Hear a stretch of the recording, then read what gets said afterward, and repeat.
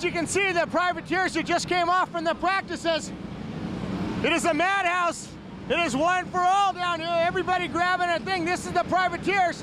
They don't have the factory trucks with the 500 to 1,000 gallons in their truck to wash their own bikes like the factory guys. This is where the privateer guys do it. And you can see it's a madhouse around here. Hey boss, how is it down here? Did you have to get in there and mix it up to get that spot to wash your bike? Yeah, it's tough, man. You got to get here. He's the main mechanic, and I just got the spot for him for the pressure washer. I'm like a backup mechanic, so. There you go. It's like, they're like holding lines, you know, in a grocery store. No cuts, you know. That's it. That's my spot. Yeah. All right, man. Well, have fun. I'll see you guys. Good luck. Jim. As you can see, the guys are washing, but you got to wait in line as this gentleman does. You just got to be patient in a mud race and wait. The other guy down there, he's waiting too, but this is it. This is what the bikes look like.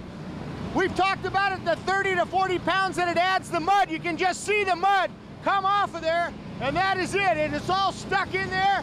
You can't hardly use your brake because of the fact that the mud is all caked into there.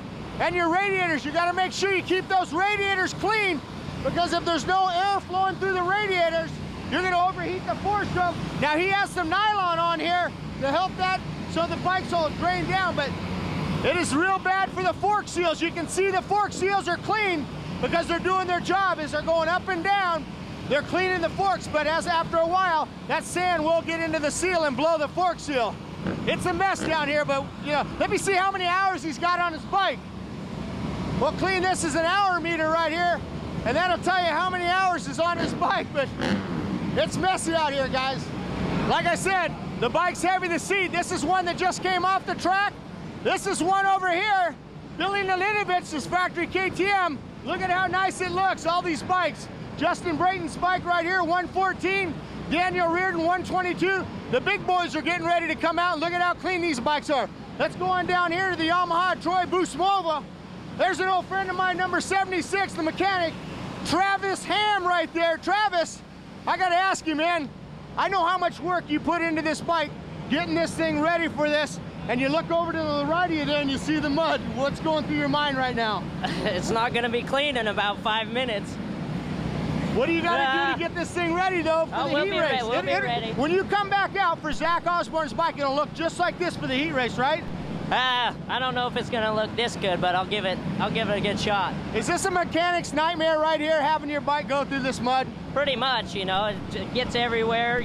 Stuff starts heating up, it starts wearing out stuff faster, and it's just hard on the bike altogether. I can see some of the privateers over there, they didn't have the foam, but the factory guys, they put foam in between the brake and the cases so the mud can't get in there and pack up in there. Let's look and see up front here what he's got in the radiators, and you can see he's got a little nylon screen right there so the mud won't pack into the radiators right there. I found the guy who's probably got one of the most experienced races, but he's a mechanic in the mud. That is going to be Mike Gosser. Mike, you worked with Ricky Carmichael when he lapped everybody in the outdoors. You know what it takes to prepare a bike for the mud race. And I know a little secret. This isn't your race bike. This is your test bike. Yeah, we look at these bikes. I mean, the bikes they're washing are completely ruined already. We just practiced for 10 minutes, you know. So we prepared our test bikes, rebuilt them completely at the shop, brought 2 bikes out just for this occasion. You know, the weather's bad. There's no point in ruining a brand new race bike when we can go out with our test bike that we know exactly how it works, and we're here with 2 bikes.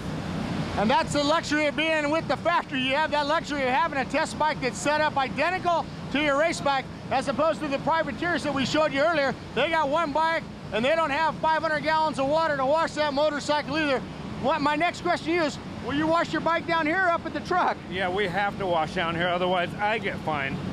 So yeah, we have to come down here, and they're not going to even be washed real good. I mean, in these conditions, it's kind of it's tough, you know, to do our job properly, and so that's why I'm much better riding our test bike, you know. Now, I noticed on the front fender, it looks a little bit shiny.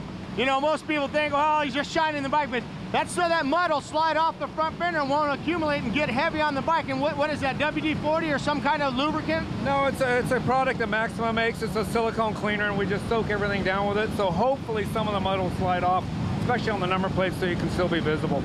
That's the most important thing. You want to make sure you get checked for every lap of there. Mike Gosser, go out there and have fun, and tell Mike and Leslie to have fun. Yeah, that's a lot of fun out there. You know, for one more quick thing for the people listening, how many hours does it take to set up a motorcycle to get ready for Supercross?